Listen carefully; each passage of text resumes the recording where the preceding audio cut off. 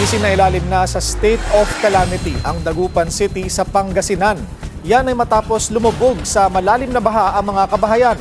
Narito ang agenda report ni Rona Raca. Inabot pa rin ang tubig baha kahit itinaas na ang mga kagamitan at furniture gaya ng kama sa ilang bahay sa Island Barangay sa Dagupan City, Pangasinan. Kita sa mataas na gate ito ang taas ng tubig na tuluyang pumasok sa mga kabahayan. Lubog pa rin ang mga barangay at kalsada sa probinsya kasunod ng epekto ng nagdaang bagyo at nagpapatuloy na habagat. Kaya naman nagdeklara na ng state of calamity ang LGU. Ang hinihingi na lang natin sa national government, sa DPWH, is continuous dredging, and then yung dike po sana ay continuous po yung dike.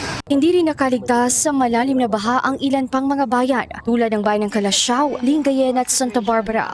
Halos 100,000 individual ang apektado. Bukod sa ayuda, panawagan nila ang konkretong mga plano para masolusyonan na ang matagal ng problemang pagbaha sa bansa. Para sa agenda, Rona Raca, Billionaire News Channel, Dagupan.